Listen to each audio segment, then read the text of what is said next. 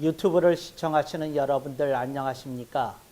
저는 CBMC 강서지회에서 회원으로 참여하고 있는 장성 목사입니다.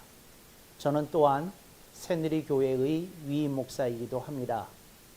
저는 개인적으로 CBMC 강서지회에서 회원으로 참여하고 섬기게 된 것을 참으로 기쁘게 생각하고 있습니다. 이번에 제가 CBMC 강서지회의 초청으로 세 번째 강론을 하게 되었습니다. 강론의 주제는 경제주론을 어찌하나 였습니다. 여러분들이 이 말씀을 들으시면 여러 부분에서 도전도 되고 또한 정리도 되지 않을까 하는 기대를 갖고 강론을 진행하였습니다. CBMC 강서지회는 실업인 전문인들을 위한 말씀 공부를 하는 기관입니다. 저는 5호선 발산역 부근에 있거나 또 이 발산역에 접근하시기가 용이한 분들이 함께 오셔서 말씀 공부를 하고 함께 주님을 섬길 수 있는 사역에 동참하시도록 권장하고 싶습니다. CBMC 강서지회는 매주 화요일 오전 7시에 SR호텔 서울 마곡 지하 1층 연회장에서 모이고 있습니다. 일터 지도자들을 위한 격조 있는 강론과 또 말씀을 듣는 자리라고 이렇게 설명을 드릴 수 있겠습니다. 저도 기꺼이 가능한 한 매주 참석해서 좋으신 강사님들을 통해서 아주 좋은 시간을 갖고 있습니다. 여러분들도 오시면 굉장히 좋아하리라고 생각이 되어집니다. 저는 이번에 세 번째 강론을 하게 되었는데요. 제1강은 교회 문법을 어찌하나 였습니다. 여러분들이 이 강론을 처음 들으시는 분들은 그것과 이것을 함께 들어주시면 참으로 대조적이면서도 어떤 동찰력을 얻지 않을까 그렇게 생각이 들어집니다. 왜냐하면 제가 개인적으로 준비하면서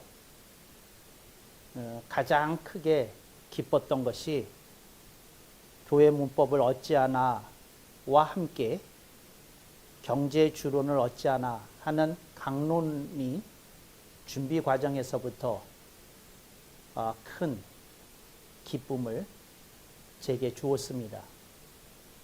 여러분들이 말씀을 들으실 때에 생소한 부분도 있겠지만 조금 더 깊게 생각하면서 들으시면 뭔가 얻을 것이 있지 않을까 생각되어집니다.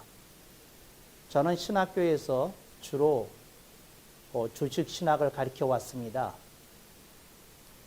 저는 조직신학을 통해서 가르치려고 하는 바가 단순히 교리가 아니라 이 시대에 성경이 제시하는 비전과 하나님의 간절한 음성을 재해석하는 작업을 통해서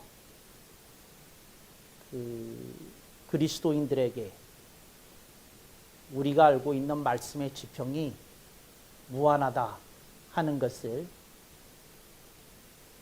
각인시키고 싶었습니다.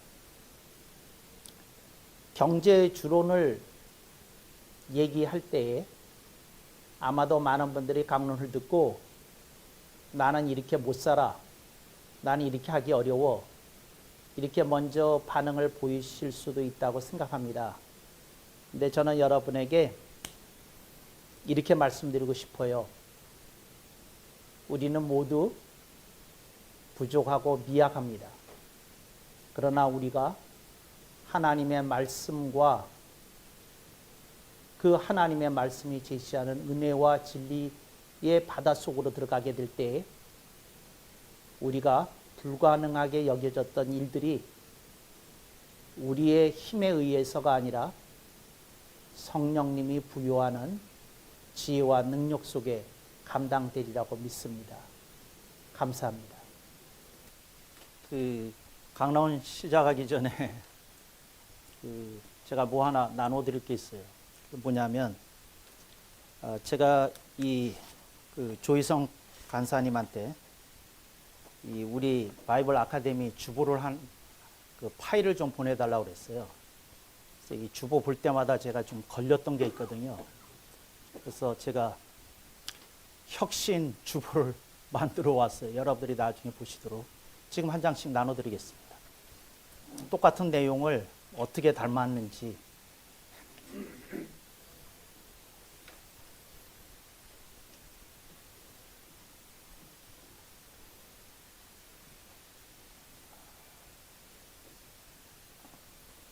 나도 한 장 주고.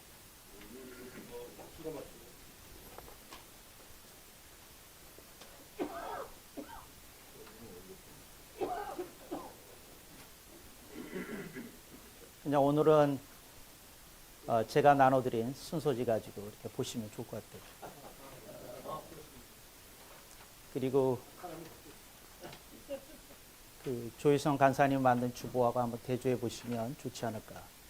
그 중에서 가장 중요한 변화는 뭐였느냐면 X29 일터 지도자 바이블 아카데미를 화요 바이블 아카데미로 하면 어떤가. 이거 너무 길거든요.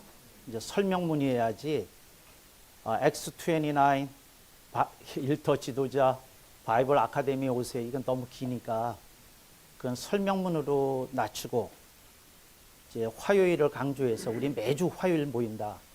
화요 바이블 아카데미 이렇게 하면 어떤가 이런 생각이 있었고요. 주보를 보니까 용어를 3가지를 혼용해 쓰더라고요. 그러니까 강서 CBMC, CBMC 강서지회, 강서지회 이러더라고요. 그래서 그것도 전부 다 CBMC 강서지회로 이제 통일시켰고요. 그 다음에 여러분들이 길게 이렇게 뭐 문장을 잡아놓은 걸 짝기도 그리고 그 밑에 설명을 붙였어요. 기도 요청 카드에 기도 제목을 붙들고 서로 기도해 주기. 이제 서로 한다. 그래서 서로 이렇게 한 거고요. 순서 중에 텍스트가 빠져 있을 때가 있더라고요. 텍스트 항목을 좀 넣어야 되지 않나. 이제 그러면 책 이름이 들어갈 수도 있고, 이제 또 그분의 어떤 성경 구절이 들어갈 수도 있어서 그 순서는 넣어야 되겠다. 이런 거고요. 강론과 광고에 한자가 들어간 건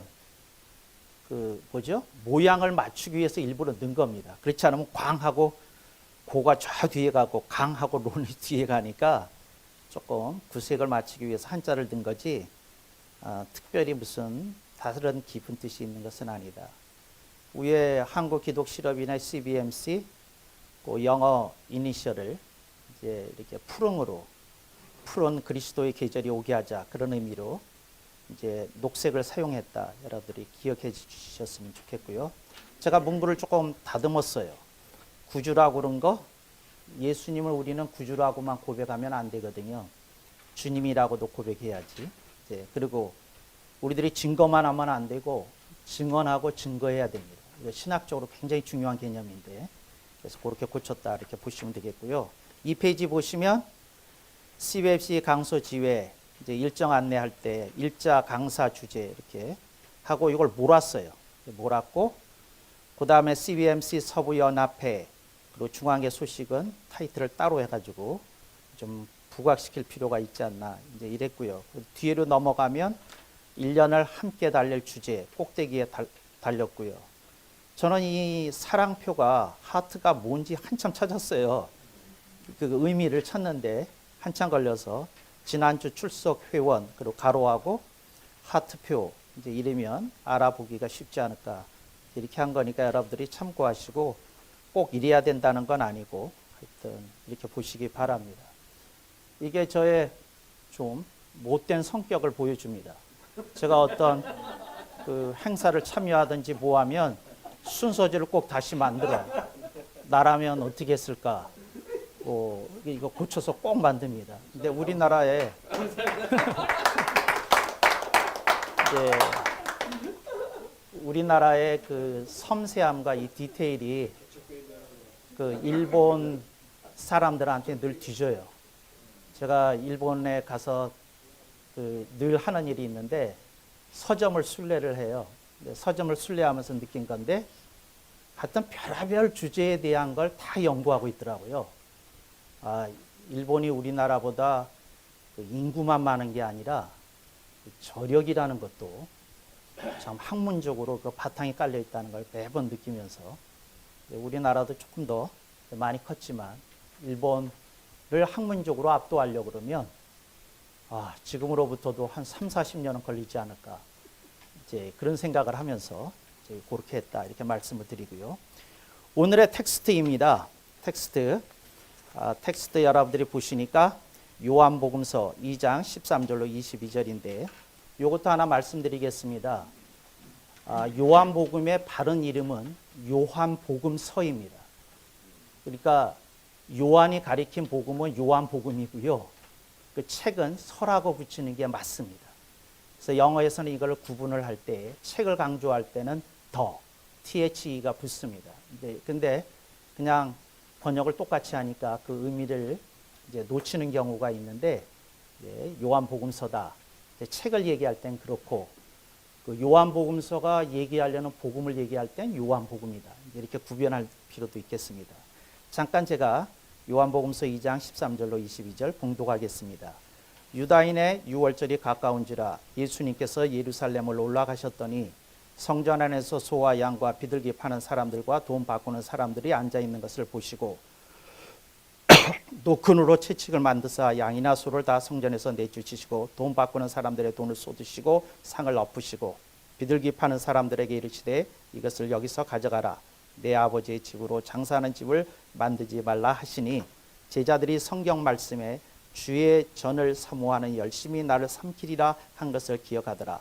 이에 유다인들이 대답하여 예수님께 말하기를 내가 이런 일을 행하니 무슨 표적을 우리에게 보이겠느냐. 예수님께서 대답하여 이르시되 너희가 이 성전을 헐라. 내가 사흘 동안에 일으키리라. 유다인들이 이르되 이 성전은 46년 동안에 지었거늘 내가 3일 동안에 일으키겠느냐 하더라. 그러나 예수님은 성전된 자기 육체를 가리켜 말씀하신 것이라. 죽은 자 가운데서 살아나신 후에야 제자들이 이 말씀하신 것을 기억하고 성경과 예수님께서 하신 말씀을 믿었더라. 아멘. 저는 평생 책 읽기를 해왔고 신학 공부를 해왔습니다. 저는 조직 신학을 전공했는데 제가 좀 안타깝게 여겼던 게 있었어요. 그게 뭐가 있었느냐면 저희 아버님은 제가 목회하는 걸 반대하셨어요. 야, 너는 신학자의 길을 가야지 목회자의 길을 가면 안 된다 하고 이제 강하게 경고 비슷하게 말씀을 하셨고 저희 어머님은 너 같은 놈이 꼭 목회를 해야 말씀의 다른 측면을 보여줄 수 있다. 그러니까 너는 꼭 목회해야 된다. 이제 그러셨어요. 그래서 저희 어머니가 이기셔서 제가 이제 목회를 하게 됐는데, 근데 가장 중요한 이유 중에 하나는 제가 이제 목회하기로 마음먹은 이유 중에 하나는 뭐냐면 신학자들이 이루는 업적이 있어요. 성경 해석 분야에서. 그런데 이상하게 신학자들끼리는 아는 얘기인데 일반 회중이나 일반 그리스도인들은 모르는 게 있어요. 잘. 그런데 이걸 누군가가 나서서 가르치지 않으면 그걸 노트했던 사람이 가르치지 않으면 놓치겠다 싶은 게 있었어요. 그 중에 하나가 이겁니다. 예수님께서 성전에서 오늘 본문 나오잖아요. 이렇게 하신 행동을 신학적인 용어로 성전 정화라고 그럽니다. 한번 따라해 보겠습니다. 성전 정화. 근데 성전을 깨끗게 하심을 용어로 성전 정화라고 부른 거예요. 근데 이걸 예수님이 이걸 하셨는데 사복음서에 모두 다 기록되어 있는 거예요. 마태, 마가, 누가, 요한에 기록되어 있는데, 그래서 신학계에서 오랫동안 이 사복음서에 기록된 성전 정화 사건은 동일한 시기에 단 한 번 일어난 사건이다. 이렇게 해석해 왔어요. 그런데 이제 성경에 대한 본문, 분해, 그리고 해석 작업이 이어지면서 요즘에는 그렇게 해석하는 학자들은 소수로 밀렸고요. 예수님께서 성전 정화를 하신 것은 두 번에 걸쳐서 하셨다 하는 게 이제 신학계에서는 정설처럼 되어 있습니다. 그래서 여러분들이 어떤 책을 읽거나 주석 성경을 읽을 때 이 성전 정화 사건을 하나로 보는 해석이 있고요. 조금 유심히 들여다보면 둘로 나누어서 설명하는 게 있는데 이제 이거 둘로 나누어서 설명하는 책들 의식하지 못했으면 본문 내용이 대동소이하기 때문에 한 번에 일어난 사건으로 이해됩니다. 그래서 마태, 마가, 누가는 공간복음인데 예수님께서 그 사역 초기에 하신 성전 정화고요. 요한복음은 예수님께서 사역 말기에 하신 겁니다. 그래서 학자들이 이렇게 이제 구분해서 보는데 이제 이런 해석을 뭐라고 그러냐면 한번 따라해 보겠습니다. 신해석, 새로운 해석이라고 그럽니다. 근데 지금 신해석이 정설이 됐어요. 그래서 학계에서 6대 4, 7대 3 정도로 예수님이 두 번 성전 정화를 했다는 것이 압도적으로 우세합니다. 이제 그렇다는 것만 이제 우선 말씀을 드리고, 그런데 그렇다고 그러면 예수님이 사역을 하실 때 어떻게 하셨느냐면 6월절을 기점으로 늘 움직이셨어요. 근데 그것도 희한한 건 예수님께서 사역을 할 때 6월절을 기점으로 움직이신 것은 어떤 의미가 있는고 하니 예수님이 6월절을 몇 번 지킨지를 알면 예수님의 공생애가 몇 년인지 아는 겁니다. 그래서 우리가 흔히 이렇게 얘기하잖아요. 예수님이 30세에 공생애를 시작하셨다. 그리고 예수님은 33살에 돌아가셨다. 이제 승천하셨다. 이제 이렇게 얘기하지 않습니까? 그 이유는 성전에 예수님이 지키신 그 6월절이 3번 나와요. 그러니까 1년, 2년, 3년 자연스럽게 분석이 된 겁니다. 그러면 6월절 첫 번째 6월절을 지나시고 나서 예수님이 성전에 들어가서 이 일을 하셔요. 그리고 두 번째는 예수님이 그 순환을 당하시기 직전에 성전 정화를 하셔요. 그렇다면 이렇게 되는 겁니다. 이게 이제 신학자들이 주목하는 건데 예수님의 사역의 알파와 오메가는 성전 정화다. 근데 이런 결론이 나는 거예요. 그러니까 왜 이렇게 그러니까 예수님 공생애를 시작하면서 가장 먼저 하신 일이 성전을 뒤엎은 거다. 그리고 예수님 죽기 전에 하신 가장 큰 사역이 성전을 뒤엎은 거다. 이걸 왜 하셨을까? 이제 신학자들이 이런 데 주목합니다. 그런데 이제 일반 교회에서는 이런 거 별로 주목하지도 않고 그냥 종교 개혁의 의미로서 약간 다루다가 말지 않는가 그런 느낌이 있어요. 그래서 오늘 그 강론 제목이 나옵니다. 한번 같이 읽겠습니다. 경제 주론을 어찌하나. 경제 주론이라고 하는 용어는 여러분이 오늘 처음 들으셨을 거예요. 당연합니다. 제가 만든 용어니까요. 그런데 근데 조금 더 아셔야 되는 게 있어요. 뭐가 아셔야 되는 게 있냐면 경제라는 단어는 아셨을 텐데 주론이라고 하는 단어를 자주 쓰지 않기 때문에 이게 알 듯 모를 듯 그러신 분들도 계실 거라고 사료되어집니다. 주론은 제가 만든 용어가 아니고 단어입니다. 저는 경제와 주론이라고 하는 단어를 결합해서 용어를 만들었을 뿐이지요. 주론이라고 하는 말이 무슨 말이냐면 으뜸되는 주장이나 이론을 주론이라고 그럽니다. 뭐라고요?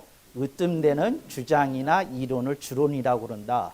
근데 경제주론이라고 하는 말은 뭐냐면 이게 경제주론입니다. 뭐니 해도 머니가 최고야. 이게 경제주론입니다. 그러니까 뭐냐면 만사의 핵심은 돈이다. 이제 이렇게 생각을 하는 겁니다. 이제 그런 생각을 뭐라고 부르느냐? 경제주론이라고 부릅니다. 그랬더니 누가 그러는 거예요. 그러면 그렇게 말하는 걸 경제주론이라고 내내 불러왔었겠네요. 이렇게 담론 용어로 불려왔습니다. 근데 저는 신학적인 용어로 정립해서 여러분들한테 제시하는 거지, 그걸 경제주론, 저 사람은 경제 주론자구나 이제 이렇게 파악할 수 있게 되는 겁니다.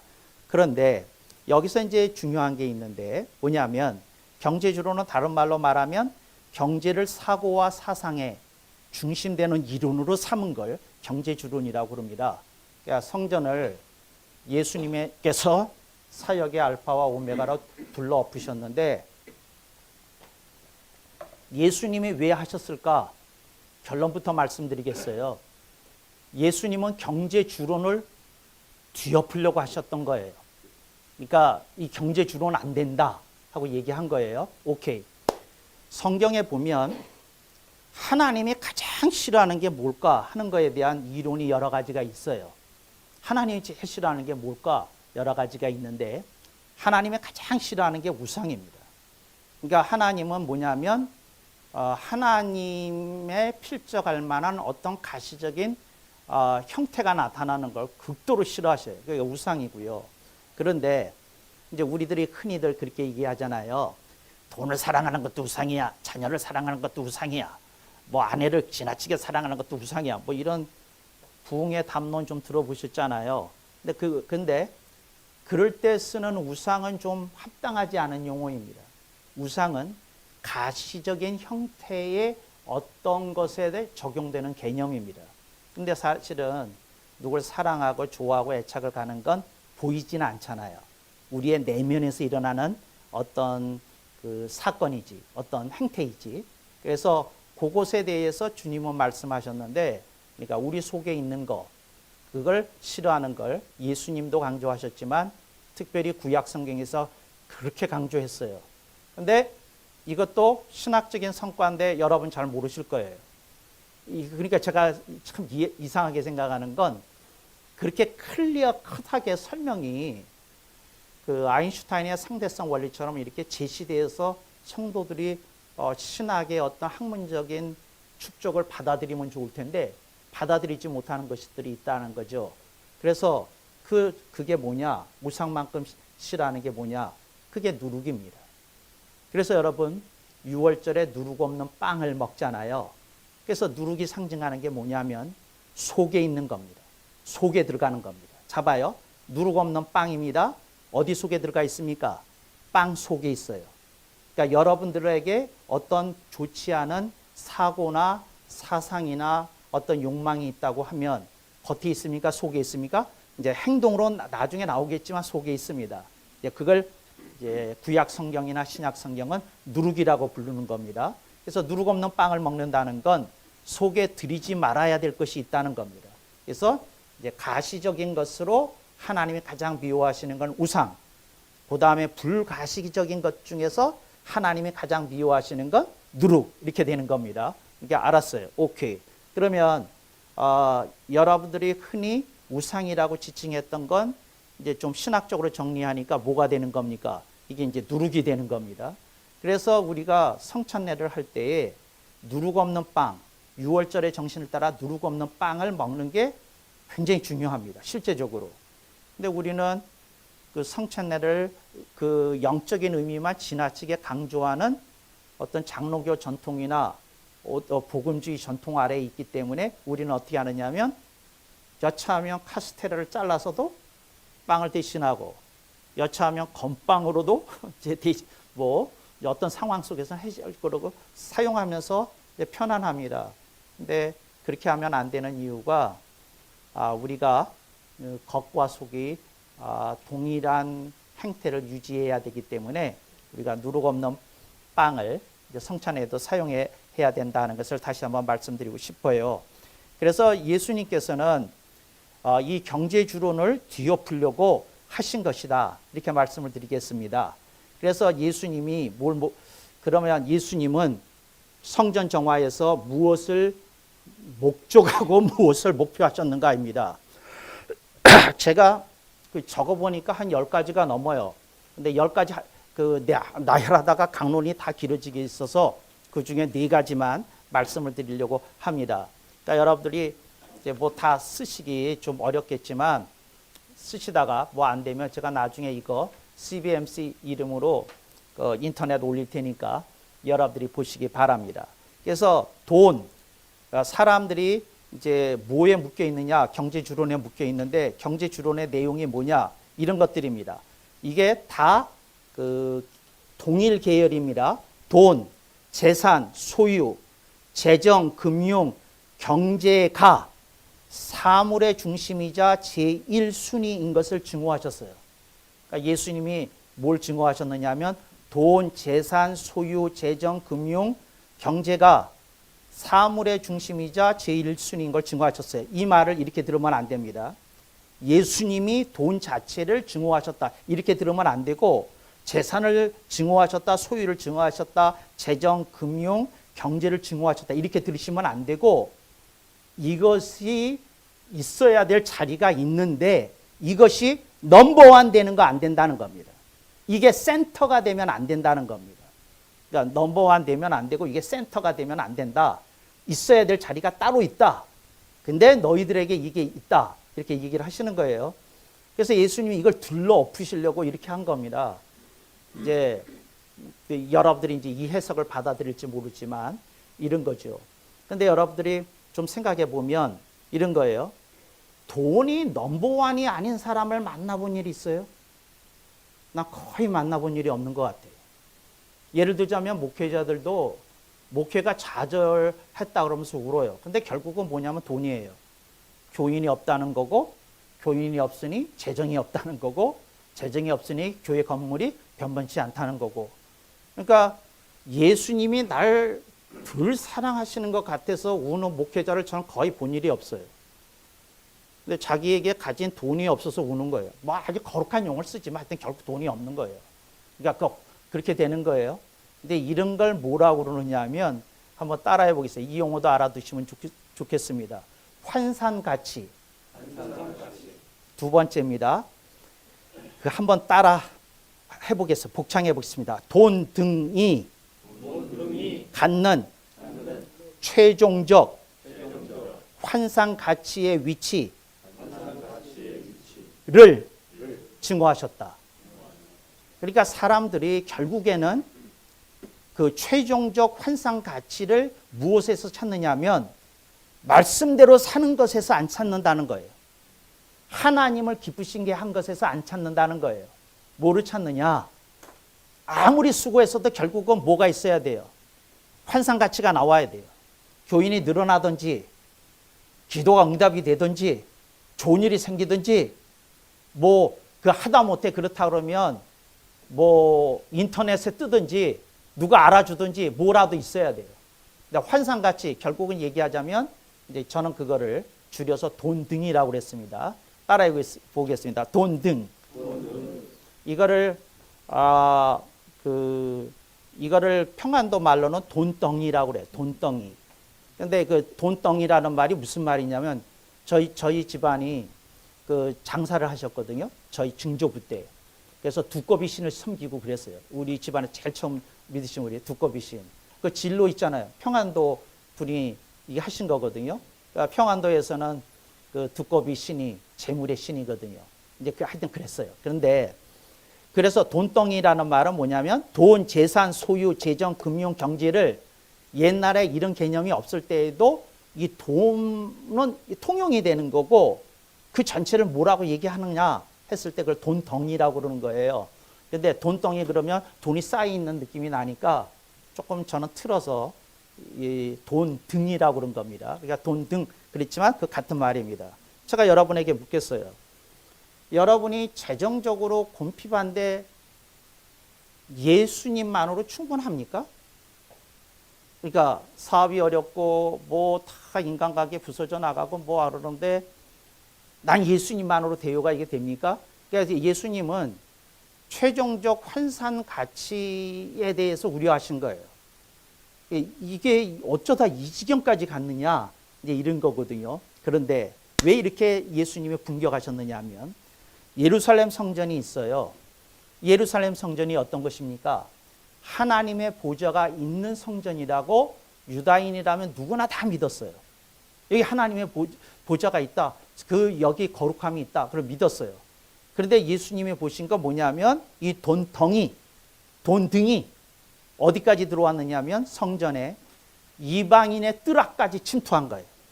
그런데 이방인의 뜰 앞까지 침투했는데 그 환전상 뒤에 누가 있었느냐? 제사장들이 있었어요. 근데 제사장들이 어떤 일을 했느냐 하면 이렇게 얘기했어요. 뭐라고 얘기를 하느냐 하면 동전을 하나 꺼내 보이면서 이렇게 설교를 했답니다. 여러분 보십시오. 이 동전에 있는, 로마 동전에 있는 사람의 얼굴이 누구입니까?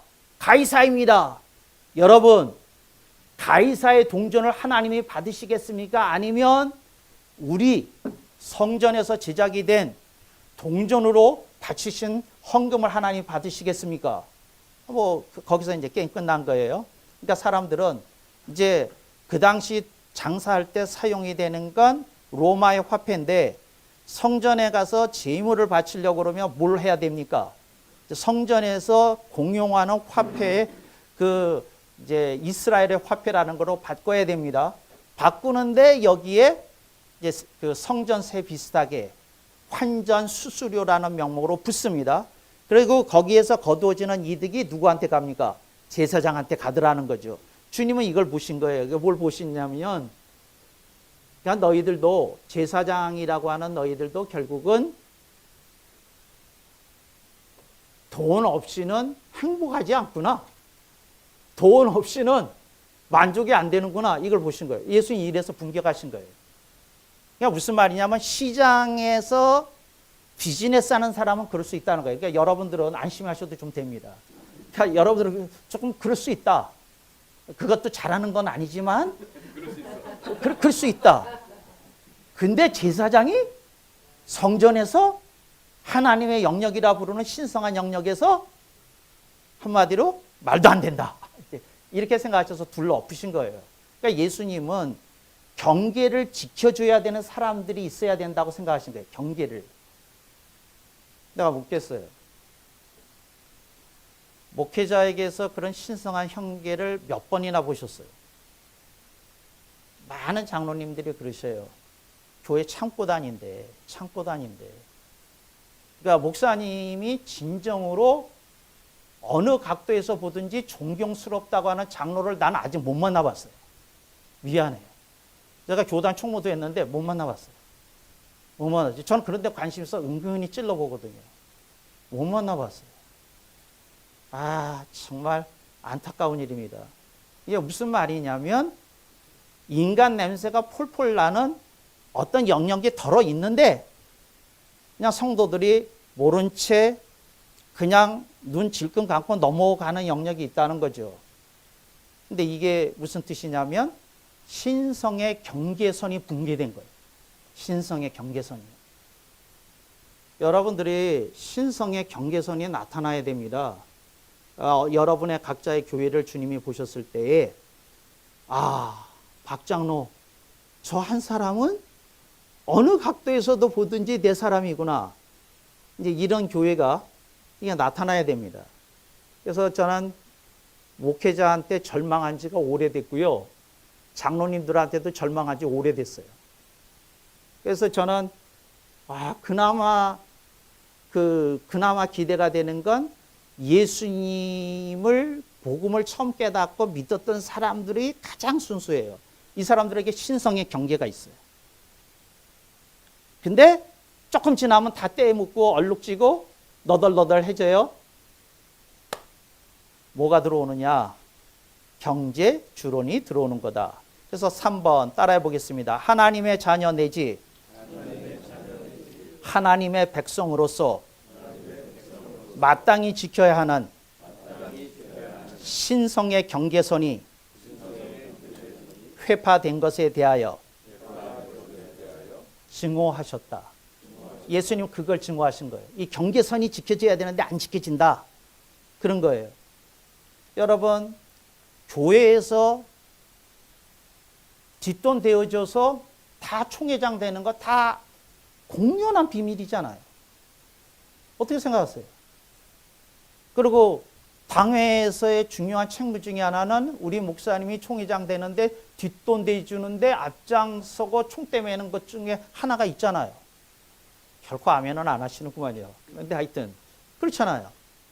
그런데 그게 신성의 경계선을 무너뜨리는 것이라는 건 생각을 안 하고 그 어떤 환상같이 집착한다는 거죠. 우리 교회에 우리 목사님이 총회장이 되었을 때 갖는 환상 가치가 성경이 얘기하고 하나님이 말씀하시는 신성한 경계선을 지키는 것보다 훨씬 중요해졌어요. 중요해져 있어요. 근데 이게 예수님이 둘러엎으신 이유인데, 예수님은 끝까지 고민하셨던 것 같아요. 세상 끝날까지 경제주로는 끝까지 가겠구나. 근데 경제주론이 여러분들이 아시잖아요. 이 세상에 있는 모든 철학은 그 그리스 철학의 지배를 받는다. 이제 이 철학을 배우면 첫 시간에 이런 얘기를 들어요. 서양 철학을 배우게 되면. 근데 저는 이렇게 얘기해요. 이 세상에 있는 모든 철학은 경제주론의 지배를 받는다. 이거 제 생각이에요. 이 세상에 있는 모든 철학은 둘 중에 하나잖아요. 사회주의, 공산주의 아니면 자본주의. 그거 말고 뭐가 있어요? 아니, 뭐가 있어요? 없어요. 우리는 자본주의에 너무 길들여진 나머지 신성한 경계선을 지켜야 될 일이 있다는 거 잊어버리고 있다 하는 거죠. 되게 안타까운 일이다. 되게 안타까운 일이다. 되게 안타까운 일이다. 그래요. 여러분들이 이걸 영어로 뭐라고 그러냐면 한번 영어 해보겠습니다. What should we do with EMT, economy, as the main theory. TH 발음은 잘 안 되시면 쌍디귿으로 하시면 거의 비슷하게 됩니다. theory. 이제 이게 이론이라는 건데 EMT예요. EMT도 제가 만든 용어입니다. 그런데 그래서 여러분들이 오늘 좀 거룩한 다짐을 좀 하셨으면 좋겠어요. 나는 EMT, 경제 주론으로부터는 좀 벗어나야 되겠다. 이게 이제 이행이 돼야 되잖아요. 그런데 이제 이행을 하려니까 문제가 생기는 거예요. 무슨 문제가 생기느냐면 대체할 게 있어야 되잖아요. 그러니까 그런 맥락의 설교는 듣잖아요. 뭐냐면 이제 뭐 표현은 달랐지만 하여튼 여러분 속에 있는 우상을 제거하고 뭐 어떻게 살아야 되고 어떻게 살아야 그래야 되잖아요. 그런데 경제주로는 클리어해요. 돈 등을 섬기면서 지배받으면서 좋아하면서 시달리면서 살라. 이게 이제 경제주론인데 결과적으로 표현한 겁니다. 그런데 여러분들이 이걸 이제 벗어나려고 그러면 어떤 대안이 있을까 생각했어요. 그래서 제가 이제 제안하려는 그 대안입니다. 그 목사님이 제안하려는 대안이라고요? 이제 그건 무슨 뜻인고 하니 아무도 경제주론을 이것으로 대체하자고 말한 사람은 없으니까 제가 이제 제안을 해보는 거죠. 저는 어떻게 제안을 하려고 그러냐면 마태복음서 23장 23절입니다. 뭐라고요? 마태복음서 23장 23절. 제가 써뒀다가 나중에 찾아보시고 설명만 지금 이제 들으시면 되겠습니다. 제가 봉독합니다. 화 있을진저 외식하는 서기관들과 바리새인들이여 너희가 박하와 회양과 근처에 11조는 들이되 율법에 더 중한 바 정의와 긍휼과 신실은 버렸도다. 그러나 이것도 행하고 저것도 버리지 말아야 할지니라. 그 개역 개정판에는 정의와 긍휼과 믿음으로 번역이 되어 있어요.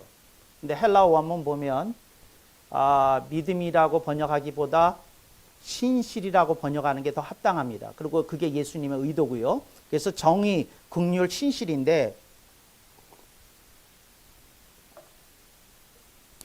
이게 이제 신학적인 성과예요. 이제 다시 이제 신학적 성과로 들어가는데 그건 뭐냐면 학자들은 오래전서부터 사도 바울의 고린도전서 13장 13절에 믿음, 소망, 사랑보다 정의, 긍휼, 신실이 더 중요하다고 내내 생각해 왔어요. 조직 신학자들은. 근데 여러분들 오늘 처음 들을 거예요. 제가 목회한 이후이에요. 그러니까 모든 사람이 그런 성과를 다 알고 있었으면 저는 목회 안 했을 거예요. 신학자의 길로 다른 걸 찾아서 갔지. 근데 정의 뭐라고요? 긍휼, 신실이에요. 이 순서예요. 순서 바꾸면 안 돼요. 그러니까 적당히 그냥 이렇게 하시면 안 되고 따라 부릅니다. 정의, 긍휼, 신실. 주님이 이렇게 얘기하시는 거예요. 어떤 사람을 용서하는 게 1번이 되면 안 된다는 거예요.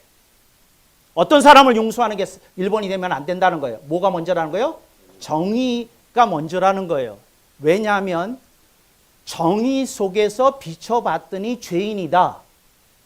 그럼 긍휼을 베풀 대상이 되는 건데 그 사람이 억울하게 당한 사람이라 그러면 용서받아야 될 사람이 아니고 신원되어야 될 사람이 되는 거죠. 그래서 뭐가 먼저입니까? 정의가 먼저예요. 정의가. 그러니까 예를 들자면 자녀 교육을 할 때 용서해 주는 긍휼이 먼저야 됩니까? 아이가 잘못했으면 일단 아이에게 교훈을 줘야 됩니까? 교훈을 줘야 돼요. 왜? 아이가 다시 그런 짓을 또 하면 안 되니까. 그게 뭡니까? 정의입니다. 근데 요즘 교육을 할 때 특히 아이들이 어렸을 때 어떠세요? 긍휼이 먼저 나옵니까? 그렇지 않으면 주님의 이름으로 긍휼이 먼저 나옵니까? 그렇지 않으면 정의가 먼저 나옵니까? 정의가 먼저 나오는 집 별로 없어요. 정의가 먼저고 긍휼이 그 다음입니다. 여러분, 하나님이 예수님을 십자가에 못 박게 허락하셨잖아요. 하나님의 정의입니다. 누군가는 인간과 인류의 죄를 대신 걸머쥐고 죽어야 되는 거예요. 누군가는. 이게 정의예요. 그래서 하나님은 그 죄값을 대속하는 정의를 먼저 이루시고 무슨 문을 여신 거예요? 긍휼의 문을 여신 거예요. 긍휼의 문을 여셨다. 무슨 문을 여셨다? 긍휼의 문을 여셨다. 그 천주교에서 여러 가지 고약한 일들을 많이 해요. 신학적으로. 근데 그 중에 하나가 뭐냐면 긍휼이라는 단어를 천주교에서는 의도적으로 대체하기 시작했어요. 어떤 단어로? 자비로. 근데 이들이 무슨 생각했냐면 비교 종교를 연구하면서 불교의 자비 사상에 영향을 받고 감화를 받았어요. 그래가지고 긍휼을 얘기하는 자리를 대부분 자비로 다 바꿨어요. 다 바꿨어요. 그래서 요즘 그 영향이 알게 모르게 도서를 통해서 들어와가지고 이게 자비가 뜨는 21세기고 긍휼이 은근슬쩍 발음하기도 이상하잖아요. 궁한 것 같고. 그러니까 이게 사라지는 시대가 됐어요. 이게 긍휼이 그렇게 됐어요. 그런데 이거 보세요. 그것까지 말할 시간은 없겠습니다만 하나님의 자비가 있고요. 긍휼이 있어요. 그러니까 하나님의 속성 중에 하나인데 자비도 있고 긍휼이 있어요. 근데 긍휼이 예수님은 자비를 말씀하실 수도 있는데 긍휼을 말씀하시세요. 긍휼이 뭐냐면 사형수를 용서하는 사랑이 긍휼입니다. 뭐라고요? 사형수를 용서하시는 사랑이 긍휼입니다. 자비는 뭐냐면 불쌍한 사람을 도와서 일으켜 세우는 게 자비입니다. 제가 묻겠어요. 우리 그리스도인에게 절실한 것이 긍휼입니까? 자비입니까? 왜 대답을 못해? 긍휼이지요. 우리는 죽어 마땅한 존재들 아닙니까? 예수님의 대속의 피가 우리를 씻으시고 새롭게 하셔서 구원시켜 준 줄로 믿습니다. 그래서 이제 긍휼이거든요. 오케이. 그래서 자비와 긍휼인데 그래서 하나님이 정의롭게 심판도 하시고 교훈도 주시고 가르쳐도 주시지만 우리들이 잘못했을 때 대속의 보혈로 긍휼을 가지고 용서를 하시는데 그런데 딱 하고 나오는 말이 뭡니까? 신실입니다. 신실을 가장 적나라하게 표현하는 것이 뭐죠? 그게 뭐냐면 가늠하다 현장에서 잡힌 여인에게 주님이 말씀하셨어요. 여인아, 너를 정죄하던 자들이 어디 있느냐? 아무도 없나이다. 주님이 말씀하셨어요. 가서 다시는 죄를 짓지 말라. 이게 신실이에요. 뭐라고요? 가서 다시는 죄를 짓지 말라. 이게 신실이라고요. 용서받은 자의 화답입니다. 뭐라고요? 용서받은 자의 화답입니다. 그 신실의 의미는 그거예요. 용서받은 자가 화답하는 거예요. 용서받은 자가. 그게 무슨 말이냐면 용서받지 못한 자에게 주는 부담이 아니라 당부가 아니라 용서받은 자에게 주는 뭐라고요? 당부. 그런데 그걸 용서받은 자가 해야 될 화답으로 우리는 새겨야 되는 줄로 믿습니다. 그래서 여러분들이 비즈니스를 하잖아요. 경제 주론에서 벗어나서 하나님의 정의의 그 조명 아래에서 내가 비즈니스를 어떻게 정의롭게 할 수 있을까? 이거 고민하셔야 되고, 내가 어떻게 하나님의 긍휼을 나타낼 수 있을까? 그리고 내가 어떻게 신실함을 유지할 수 있을까? 이런 거에 대해서 조금 고민해 보셨으면 좋겠다 하는 거예요. 이스라엘이 그 얘기하는 세계의 중심이라는 사상이 있어요. 근데 이스라엘 사람들은 자신들이 세계의 중심이라고 생각했어요. 그런데 왜 생각했는지 그 7대 중심 설명문이 있어요. 7대 설명문이.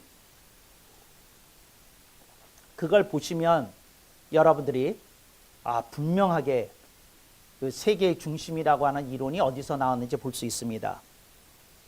한번 제가 번호를 매겨서 할 테니까 한번 따라 복창해 보겠습니다. 1. 세계의 중심은 이스라엘. 2. 이스라엘의 중심은 예루살렘. 3. 예루살렘의 중심은 예루살렘 성전. 이제 여기서부터 이제 미묘해집니다. 여기까지는 대부분 다 알아요. 근데 4번, 5번, 6번, 7번까지 설명하는 문구는 못 들어보셨을 거예요. 예루살렘 성전의 중심은 합성소. 합성소 처음 들어보실 거예요. 왜요? 제가 만든 용어니까. 이게 뭐냐면, 끝까지 들으셔야 돼요. 왜 이 용어가 필요했는지를 들으셔야 돼요. 그 신학자들이 왜 용어를 만드는지를 보셔야 돼요. 뭐냐면, 성경에 여러분이 그 성경을 읽을 때 성소라는 단어가 나오면 이게 둘 중에 하나인데 구별 없이 번역이 됐어요. 그러니까 무슨 말이냐면 성소가 크게 얘기할 때는 앞에 있는 작은 성소와 뒤에 있는 지성소를 합쳐서 성소라고 그래서 크게 말할 때는. 근데 작은 의미로 성소를 사용할 때에는 지성소를 뺀 성소였어요. 내가 묻겠어요. 여러분이 번역된 성경을 읽으면서 이게 그 지성소를 뺀 성소인지 지성소를 포함한 성소인지 알 수 있어요? 어떻게 알아요? 그걸 어떻게 알아? 이제 이게 번역이 한 게. 그래서 제가 합성소라는 용어를 만든 건 뭐라고요? 그래서 아니라 성경을 제대로 번역하기 위해서 만든 거예요. 이게 구분을 해야 되겠다. 그러니까 두 섹션을 합쳐서 얘기하는 거니까 합성소.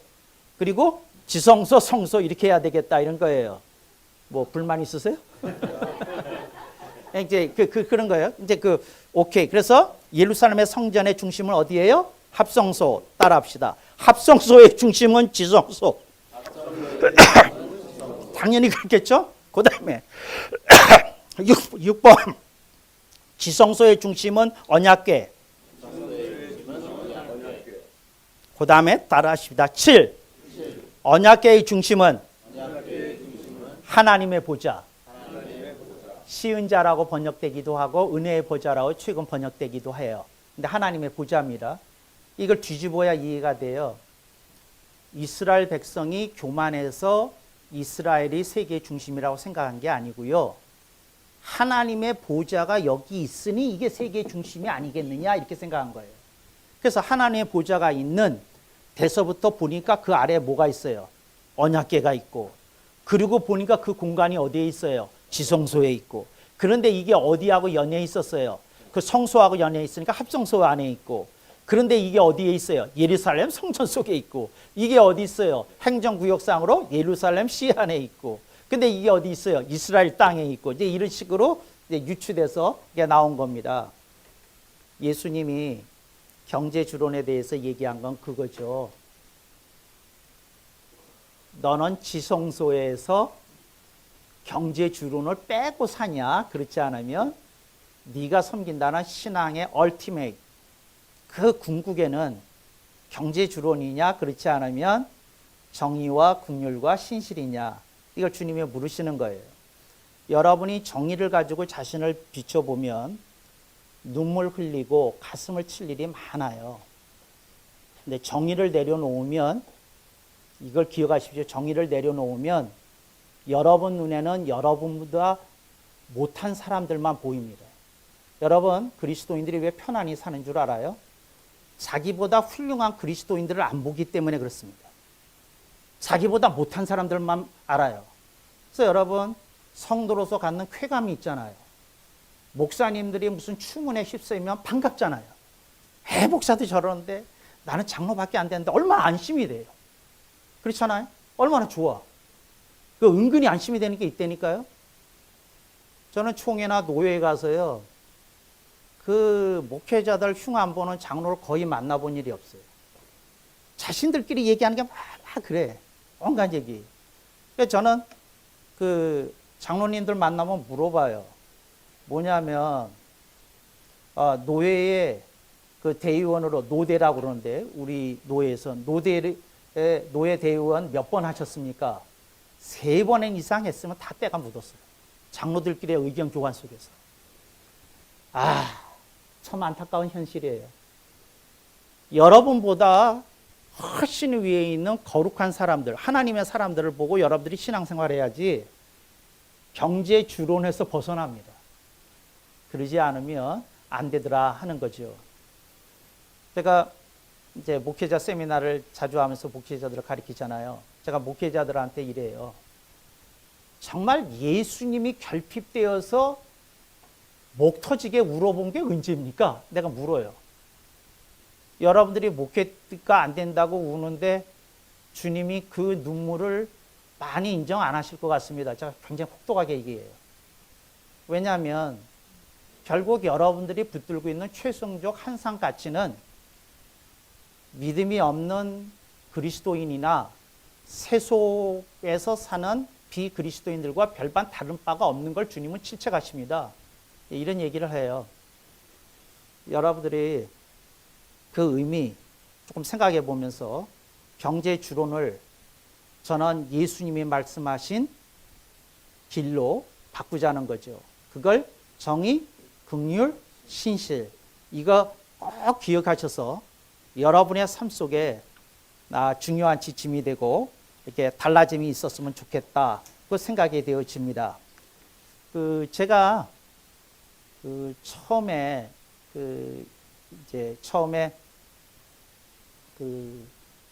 작년 8월에 제 1차 강론 부탁받았을 때 제가 생각했어요. 이거 뭘 얘기해야 되나?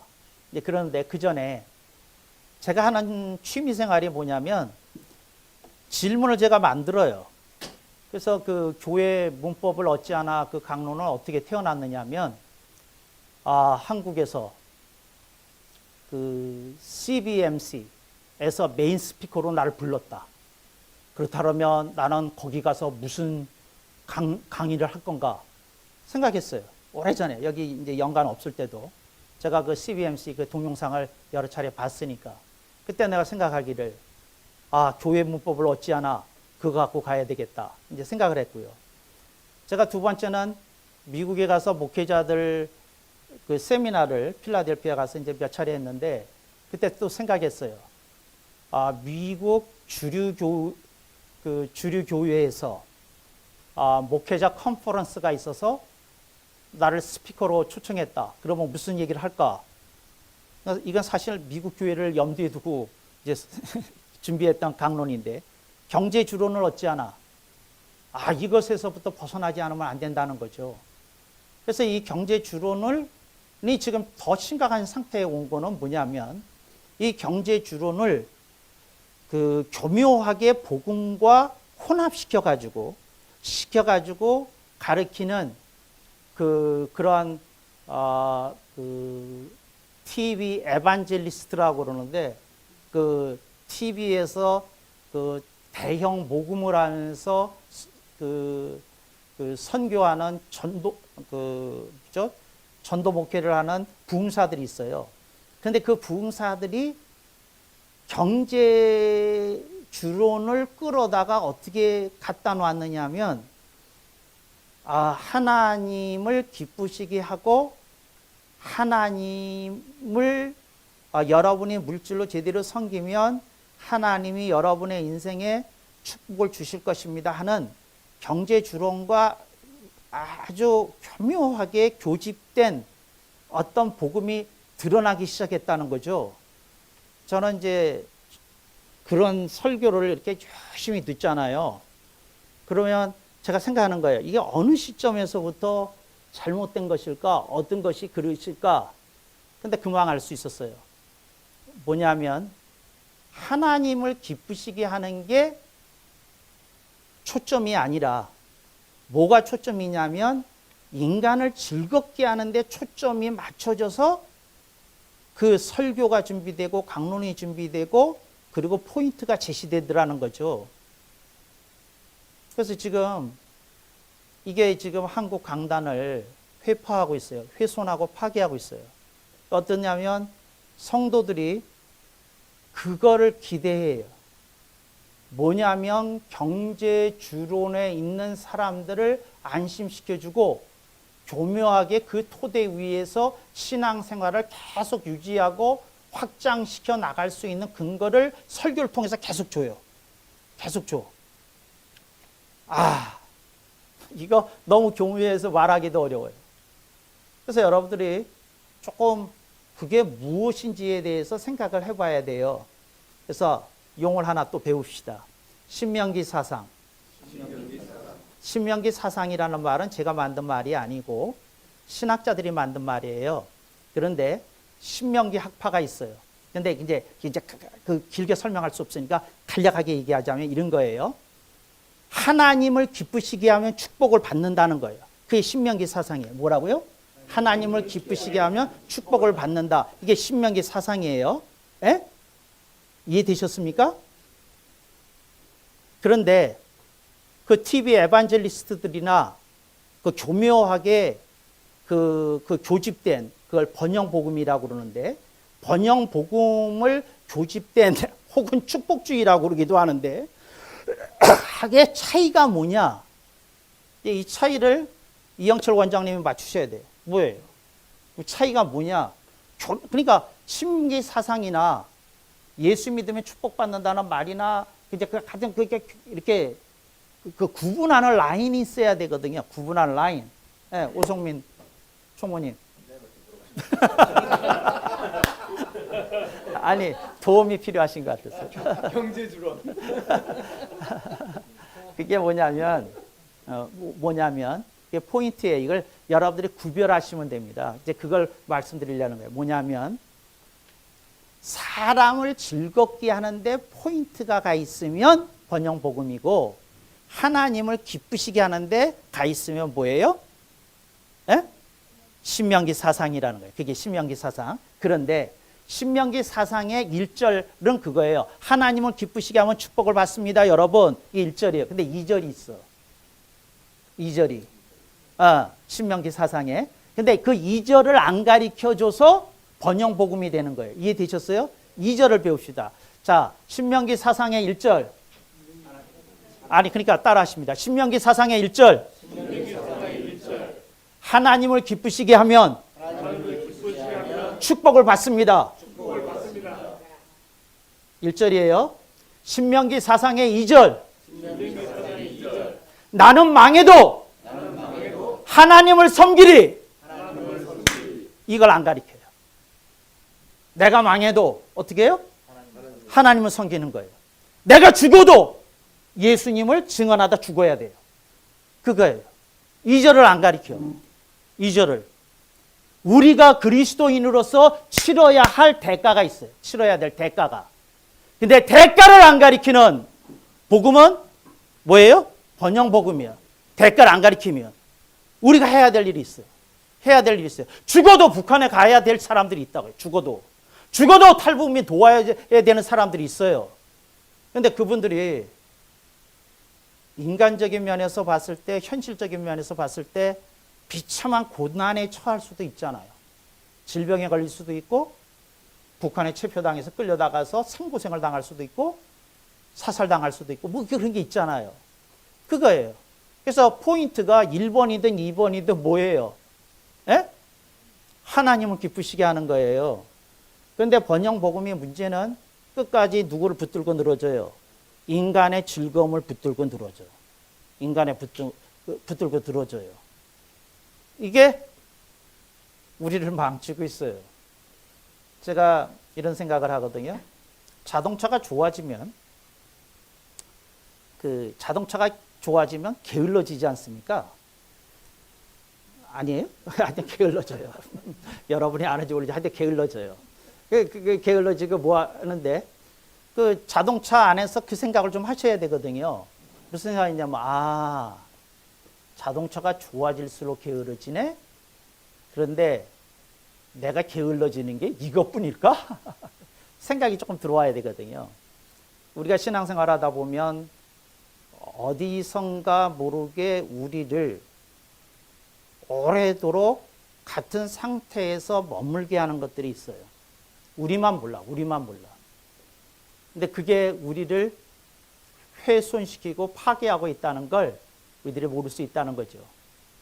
그거에 대해서 여러분들이 좀 생각해 보면 좋겠다. 그 생각이 듭니다. 몇 분 남았나요? 질문 있으면 받겠습니다. 네. 첫 번째 1절에 하나님을 기쁘시게 하면 축복을 받는다라고 했잖아요. 네. 그 축복이 어떤 축복인지를 정의를 내려주시면. 첫째는 그 축복에 대해서 이거 물어주셔서 너무 감사해요. 안 물어주셨으면 제가 그냥 말을 할 뻔했어요. 뭐냐면, 네, 이렇게 얘기할 수 있는 사람이어야 돼요. 축복의 정의가. 하나님의 축복이 뭡니까? 그럴 때 이게 땅 하고 튀어나와야 돼요. 누가 말씀하시는 분이 있으면 제가 상품을 드리겠어요. 도서교환권. 현장에서 드리겠어요. 자, 하나님의 축복은 이라고 했을 때 한 문장으로 이렇게 제대로 설명할 수 있으면 도서교환권 10,000원짜리 한 장 드리겠어요. 자, 뭐예요? 고모님. 네? 그건 대답 안 한 거하고 똑같아요. 구체성이 없어요. 아니, 막연한 거는 안 된다는 거죠. 예, 예. 예? 그것도 아니에요. 아니, 그 개념을 못 잡으신 거예요. 근데 이렇게 얘기하는 걸 제가 별로 본 일이 없어요. 근데 이거를 조직신학에서는 내내 이렇게 가르쳤어요. 근데 이상한 건 그 시간에 그 목사 후보생들이 다 졸았는지 안 썼는지 그게 다 잊어먹더라고. 난 어디 가서 그런 개념 정리를 들어본 일이 없어요. 그래서 내가 묻는 거예요. 무시해서가 아니라 응. 아니에요. 자, 따라합시다. 하나님의 축복은 하나님께 인정을 받는 것입니다. 하나님께 인정을 받는 거예요. 그래서 성경은 그걸 뭐라 그러냐면 Man of God. 하나님의 사람. Man of God. 하나님의 사람이라고 그래. 하나님께 뭐예요? 인정을 받는 거예요. 그러니까 뭐냐면 망했어도 누구한테 인정받으면 돼요? 하나님께. 내가 되는 일이 없어도 누구한테 인정받으면 돼요? 하나님께. 그러니까 주님이 안타까운 건 뭐냐면 어떤 목회자가 목회라는데 안 돼. 망했어. 아니, 속된 표현으로 망했다고 그러잖아요. 아주 안 되는 걸. 망했어. 근데 이 사람이 하나님을 향한 올곧은 신실한 믿음을 지키고 있으면 뭐는 받아요? 하나님의 인정을 받아요. 근데 그 사람이 목회가 안 되는 것 때문에 본인이 좌절하니까 하나님 시험에 드셔요. 비유입니다. 비유. 하나님 왜 시험에 드시겠어? 근데 그렇다는 거죠. 뭐라고요? 하나님께 인정을 받는 거. 하나님께 인정을 받는 거예요. 오케이. 질문. 대답을 못 하시면 질문이라도 하셔야 돼요. 예. 경제 주론에 예. 지금 우상수에 그거는 아니 누룩이라고 했죠. 저는 누룩이라고. 그러면 속에 있는 거라는 거죠. 현재 우리 사람들이 그것을 대체할 수 있는 대한 얘기했잖아요. 정의를 품고 살아야 된다는 거죠. 그리고 긍휼을 품어야 된다는 거. 그거 굉장히 어려워요. 예? 굉장히 어려워요. 이제 굉장히 어려운데 이것도 강론이 있어요. 이제 정의가 뭐냐 그러고 한참 조금 설명해야 되고 그런 건 있는데 이제 우리 짧은 시간에 얘기해야 되니까 요 세 가지 길을 제시해 준 거죠. 저는 개인적으로 아까 그 말씀을 기억해 주셔야 돼요. 뭘 기억해야 되냐면 고린도전서 13장 13절 굉장히 중요해요. 그런데 그건 사도 바울이 가르친 거고요. 예수님은 정의와 신실을 가르치셨어요. 그런데 신실이라는 건 뭐죠? 제대로 된 믿음을 말하는 거예요. 제대로 된 믿음. 오케이. 열매 맺는 믿음. 오케이. 그래요. 그런데 그 예수님이 이 말씀을 하실 때 이렇게 표현하셨어요. 율법에 더 중한 바. 율법이라는 건 생활 규범 전체잖아요. 근데 그거보다 더 중요한 거라는 거죠. 율법에 더 중요한 바. 가장 중요한 율법이라는 거죠. 이제 그렇게 받아들이시면 좋겠어요. 오케이. 제가 이제 힌트를 드릴 테니까 이거 맞히셔도 선물이 있어요. 잡아요. 이 세 가지를 신학자들이 부르는 이름이 있어. 정의, 긍휼, 신실을 부르는 이름이 있어. 여러분은 이것만 들으셔도 100만 원은 입금이 되시는 거예요. 그냥 그것만 들어도. 이 세 가지를 들어도 오케이. 그러면 그거부터 먼저 말씀을 드릴게요.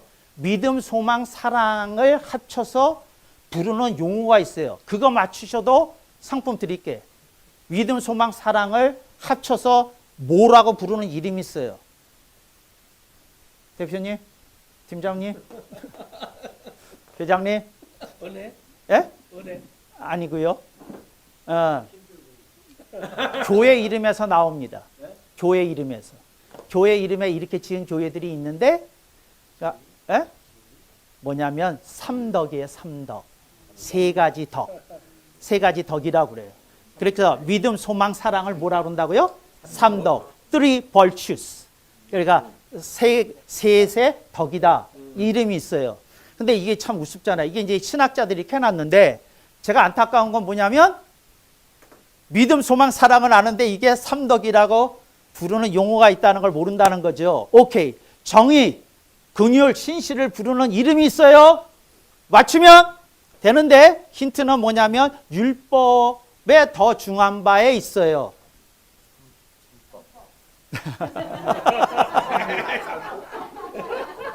간사님. 여러분들이 근데 이 제가 지금 말하려는 단어가 굉장히 중요한데 한국에서 제자 훈련에서 가리키는 교회를 제가 못 봤어요. 그리스도의 법이라고 그래요. 그리스도의 법. 뭐라고요? 그리스도의 법. The law of Christ. 그리스도의 법이에요. 그래서 예수님이 그리스도의 법을 얘기를 하셨어요. 그러니까 사도 바로 그리스도의 법이라는 용어를 썼는데 오케이. 예수님은 율법을 대신해서 그리스도의 법을 제시하셨는데 그게 뭐라고요? 정의, 긍휼, 신실이다.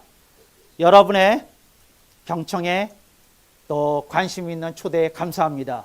감사합니다.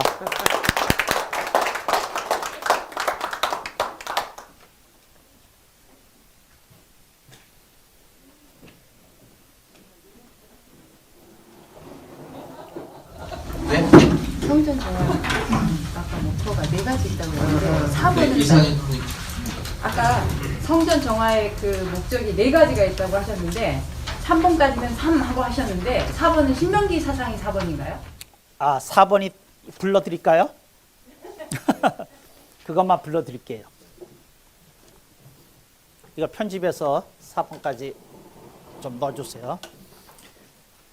그 질문이 들어왔습니다.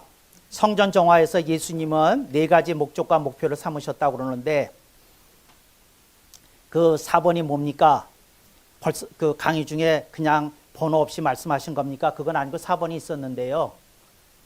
굉장히 가슴 아픈 표현이라 그 정말 제가 말씀 안 드리려고 그랬던 겁니다. 한번 따라해 보겠습니다. 신앙이 종교가 되고 종교가 의례화, 기관화, 형해화, 화석화의 과정을 거쳐 껍데기 및 권력이 된 것을 증오하셨다. 감사합니다.